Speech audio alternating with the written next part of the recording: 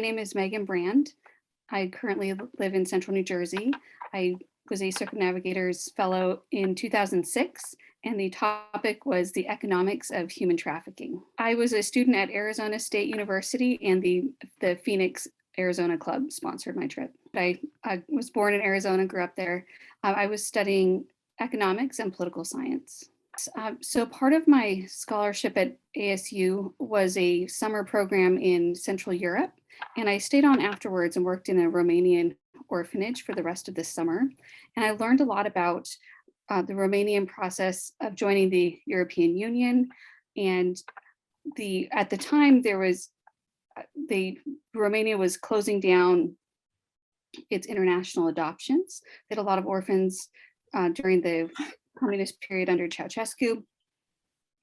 And so at the time I was really wrestling with seeing lots of children stuck in hospitals and public institutions that were really not providing great care by any measurement, and the possibility of adoption abroad.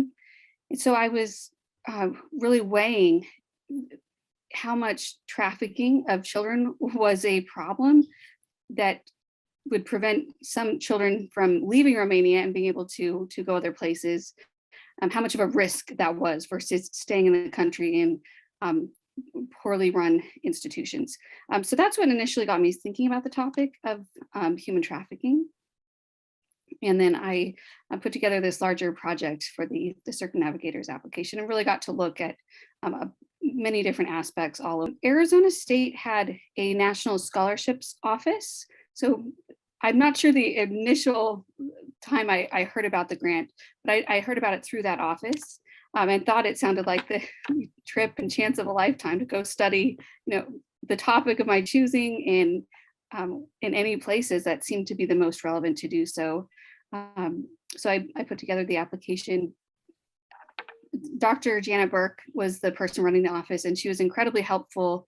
With any applicants that were interested in this scholarship. So it was just a great piece of, initial undergraduate research to, first of all, even plan this out, think about who I might talk to in different places, and write up basically, an early version of a grant proposal. They also had older applications, so I could see what other topics people had studied and how they had gone about them that were anonymized. So I was able to kind of get an idea of the scope of what was possible. I'd spent the year before in Romania on a language program. This was a different trip from my initial work at the orphanage. So I went to a national security education program grant for a year, studied Romanian language full time, basically.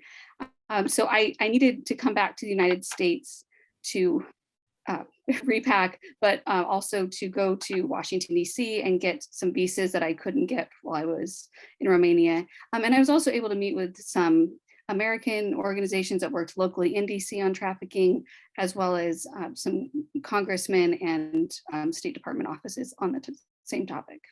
Forced labor is not something that is just in faraway places that have locations that look different than us. This is something that happens everywhere. My first stop on the trip was in Washington, D.C., and one of the NGOs there was working on forced labor right in the heart of the American capital. So this happens everywhere in different types of labor, whether it's sexual exploitation or coerced labor in fields, on farms. Like this is an issue that affects everyone around the world. I picked Belgium as my first stop outside of the US because I wanted to look at European Union work on human trafficking, and that when European policy on trafficking was initially what got me interested in this in the first place. I didn't end up going to any of my Belgium meetings because a different opportunity opened up virtually the same week to go to the UN Human Rights Council in Geneva. So I called the Arizona chapter to see if that would be okay to change the plans. And as soon as I got to Belgium, basically hopped on a train and went down to Geneva instead. I went to Switzerland next because an opportunity opened up to attend the United Nations Human Rights Council, which was in session at that time as an NGO delegate. This occurred through the contacts I had made in Washington, D.C., my first stop. And so the Circumnavigators Foundation was very flexible in allowing me to follow up on this opportunity. It was very exciting to be at this headquarters of international organizations and actually being able to listen in on meetings with like policymakers and other NGO staff as they were discussing these topics. I went to Ghana next because the International Organization for Migration had a major project that they were running in the Lake Volta region.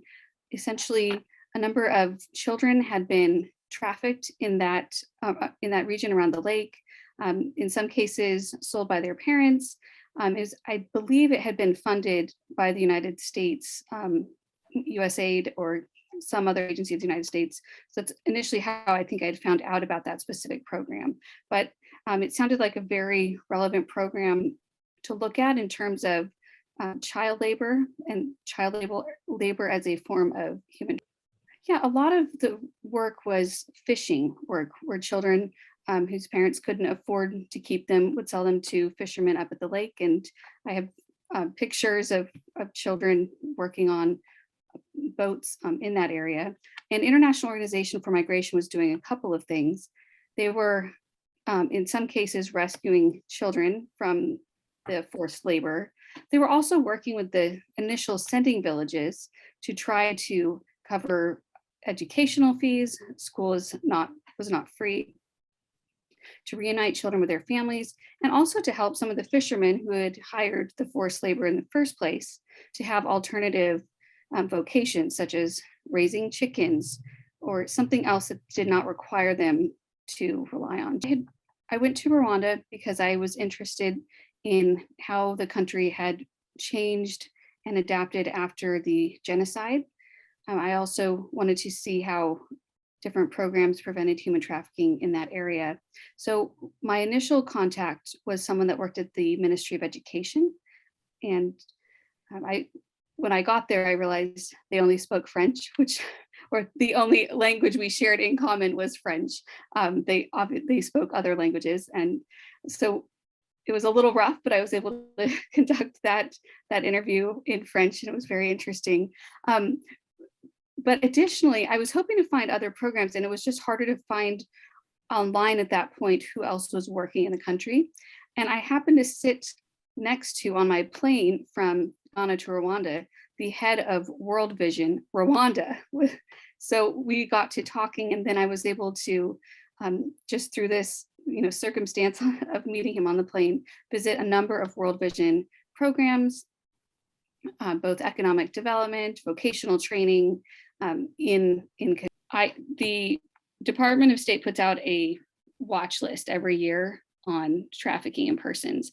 And at the time, this is back in 2006, Rwanda had been on the tier 2 watch list for human trafficking, and children had been trafficked internally for sexual exploitation, forced labor, on like street peddling, and as well as child soldiering. So those were the different types of programs that the Ministry of Education and World Vision were. I thought Rwanda was just an incredibly beautiful country. It just, like, geographically, it was lovely. It was one of the few places I actually stayed with a host family, a Rwandan host family. The parents did not speak English or French. I was communicating through their children who attended international schools in the area. So I got to see a family up close. In fact, when I got off the plane, I wasn't even sure who was picking me up. They knew I was supposed to come, and I was supposed to somehow find them. We got in this van and drove to the local market, where I was rushed into a tailor shop and measured for clothing. And on the way home, a chicken rode in the back of the truck with us. And that's what we ended up having for dinner. So it was a great experience to see just what was a normal life on top of being able to do the research with these both governmental and non-governmental organizations. I picked India because it is known in the anti-trafficking efforts for having a very large issue with bonded labor. And again, I was trying to cover different types of exploitation across this project. And so in India, I was looking specifically at NGOs working to help people who had been stuck in bonded labor. Bonded labor occurs when people may need to borrow money for something, could be a funeral, a wedding, food, whatever. And so they make a contract to work in exchange for the immediate monetary compensation. But these contracts are, one, often illegal, but two, highly exploitative. They could have high interest rates, which become impossible to pay off in one's lifetime. And unlike some places where the debt might disappear when you die, or you could file for bankruptcy, in bonded labor situations, that is not an option. And so generationally, people become stuck in labor that they are not paying for in order to pay back the debt of someone who either still is living or previously lived, that just is impossible to disappear. Exactly. And this gets to part of the economics of human trafficking that I was looking at, like what are the different both economic alternatives, and also what does economics tell us about the incentives people have for exploitative labor, even when it's technically illegal, but there might be overriding kind of cultural situations that enable it to happen regardless of. In India, I spoke with some local NGOs that were affiliated with a larger American NGO. What was a bit of a challenge is I showed up, I'm I think 20 years old or thereabouts, and the gentleman running the local NGOs was expecting someone much older and more of a PhD level researcher. So it took a bit of convincing to even have them escort me out to the villages that we had agreed upon over email and speak with people, because I was not what they were expecting to show up. But I was able to visit villages where they were helping people get out of bonded labor with, again, some alternative economic activities such as beekeeping. I was able to talk through a translator with a number of focus groups of bonded laborers and former bonded laborers. I got to see a well that the community was working on to build.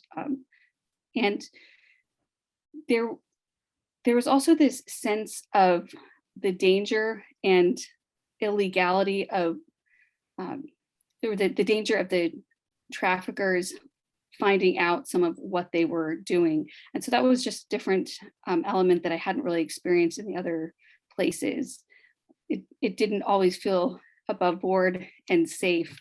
And I'm not sure I ever quite disentangled whether it was some of the NGO work that didn't always line up what they did on the ground with what the American kind of head NGO said they were doing. I went to Singapore because the circumnavigators in Phoenix recommended I stop over there to meet the circumnavigators staff and club members in Singapore. So Singapore was just a bit of a nice vacation break in between all the research to make circumnavigators. So I went to dinner and got a kind of tour of the city by one of the circumnavigators, got to see the South China Sea, and it was just a very, very short, I think mostly just one full day of getting to be a bit of a tourist in the city. I went to Cambodia because Cambodia had been in the different reports as a country where there had been a lot of sexual exploitation. And there were a number of really innovative NGOs that were working in that space that I wanted to visit to see their approach, and also to cover in my report topic how nonprofits respond to sexual exploitation of women and children. So I visited some NGOs that had both an NGO side and a business side. And one of the things I really respected about the NGOs is that they were very protective of their of the people that they worked with. So they didn't want any pictures of the women in their care. They were happy to explain what their work was. including like vocational training for women that had been able to get out of sexual exploitation. And in hindsight, I really appreciate that from a research ethics perspective. And I think that's really informed some of my later work and thinking on fieldwork and research. I got to visit some rice fields where they had set up small farms for women to work. But the business side was that once women had gone through the rehabilitation part of the NGO, there was a kind of sister organization business run that provided employment to women. So they had, for example, a catering business, and they would cater even in places like the US Embassy. And so not only did you have this rehabilitation aspect to kind of help people become whole again, but then you actually had a concrete path to a new life and to new work that I think was really inspiring. I was not able to speak with specific individuals. I think the main place I spoke with specific individuals who had been freed was in Ghana, and honestly, I have some regrets about that. Looking back, about actually speaking with people about their that journey that can be very sensitive. So I was mostly speaking with the NGO staff in Cambodia. Well, I went to Thailand mainly because, again, there was a circumnavigators contact that I was supposed to meet with, which was, again, wonderful to meet with people and get to go to some of the local places for cuisine. But I also went to Thailand. I was able to meet with people at the International Labor Organization in the Bangkok office. I went to Costa Rica to understand nonprofits that were combating child sex tourism in the region. And so I learned a lot about how awareness campaigns could make aware foreigners that were visiting that they could be prosecuted in their own countries for engaging in child sex tourism in places like Costa Rica or Mexico. And my final stop was in Mexico City. I grew up in Arizona, on not quite, I didn't live quite on the southern border, but was very aware of the issue of smuggling versus trafficking. And so I went to Mexico City to learn more about the links between smuggling, trafficking, and organized crime.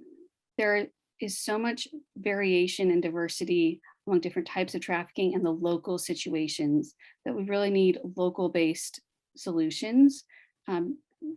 People that are working that understand both the cultural, legal, economic contexts of different aspects of trafficking, and that are able to then respond with solutions that are appropriate for that particular area you're in. And one of the things my project looked at was asymmetry of information between traffickers and trafficked, where the traffickers know a lot more about the external operating environment than people that are trafficked do. And so it can be very difficult to even make people aware of situations that they're either A, in, and B, can get out of. So I think the first kind of basic step is awareness, building trust in communities where you suspect there might be a problem. And helping people be aware of their legal options to get out. I mean, human trafficking has been something that countries have become more aware of over the years, and there are a lot of resources out there to help. And I think connecting people that have been trafficked to those resources is an important first step. I mean, no one should take your passport. You should have contracts in writing that specify, what the legal exchange is for work being done. It's difficult when there are threats to family members, there are, debts to be paid.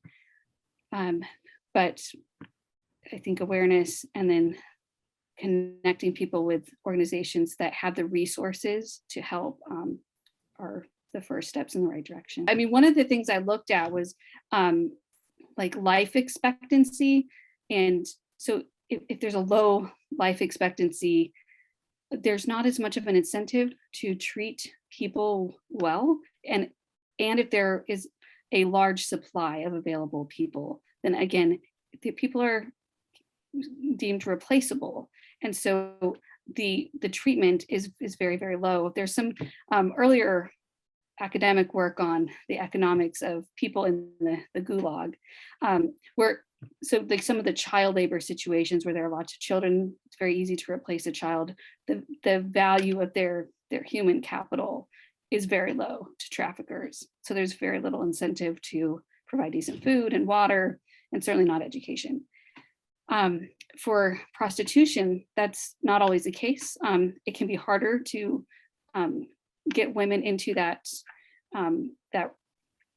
industry in the first place, and there's a bit more of an incentive because of the higher cost to the traffickers to provide, some basic treatment, pay, healthcare, those things that are different. So I think a lot just depends on the type of labor being. Once someone's been liberated, the next steps, vary, whether we're talking about, a fully grown man who's been liberated from some sort of indentured servitude type work, or a young child. And I think the experience is going to vary by person. I think for children, being able to get education and have their basic physical needs met, I was shocked at how resilient so many of the children I met were. And I think that might be easier to recover from. The programs that I saw that worked with women who had been sexually exploited had a lot longer of a process of both kind of healing and reintegration into a community, and not always successful. But I think being able to connect with other people who have had that same or a similar shared experience of exploitation, and then going through that process together, is really helpful, as well as just knowing that there are options after you've exited a rehabilitation process. I think that's where these other jobs come in as really important, so people don't fall back into exploitative form. I think as fellow human beings, we should want people to be able to work and move freely. We should want children to be able to attend school without being forced to work somewhere else in lieu of their education. I think having debt be able to die with someone instead of being carried on generationally is also important. And educating people about how we treat other people is important. If there was no demand for exploitative types of labor, then it wouldn't exist. And so we have to all kind of look inside ourselves and kind of make sure that we are respecting people and looking at people with their full human dignity. One, as we are aware of where people, like big, large corporations that set up shops in areas of the world where people are coerced into working there. I think as we can put pressure on people we can put pressure on companies to move their operations to places without exploitative labor. But we have to get people to care about it enough to gain traction in the first place, and that's very difficult. It was really surreal coming back. I think I ended my trip, and within 2 days, the semester had started back at ASU. And I remember meeting my brother, who was also there at the time, and it seemed very discordant, having spent a year abroad prior to that in Romania, and then the entire summer going around the world. I was able to jump right back into classes, but it definitely, the experience stuck with me, and the topic covered is something that I indirectly still study So the circumnavigators trip really helped me expand, my global view. I was studying international relations and economics, and I was able to experientially put these different pieces together. In the year following the circumnavigators trip, I applied for and won a Truman Scholarship for public service. So I used my circumnavigators report as a basis for my senior thesis in economics, and I was able to have an external reviewer be part of the committee. And this was the US ambassador for human trafficking, or against human trafficking at the time. So that was really exciting to have someone with so much expertise be able to serve on the committee. And then at the end of my time at ASU, I applied for a Marshall Scholarship to study for 2 years in the UK, which I was awarded. And so I spent the first year studying Middle East politics. You might notice one of the places that I didn't go was the Middle East. And I felt like that was definitely something that was lacking in my knowledge base. So I went and did a master's in Middle East politics, so just purely to be familiar with that area of the world. And then my second year, I did a program in forced migration specifically. I think it's one of the few programs in the world that really fit the topic of what I studied, human trafficking, in a program that actually was focused on forced migration, which is very excellent. I ended up doing my master's thesis on a different aspect of human trafficking. Okay. So after I finished my time in the UK, I returned to the United States. I did some consulting in economic modeling and forecasting. And then I moved on to work in philanthropic development. I worked as a consultant with the company American Philanthropic. So I worked on both the NGO side, developing grants and doing grant writing, looking for donors, as well as the donor side.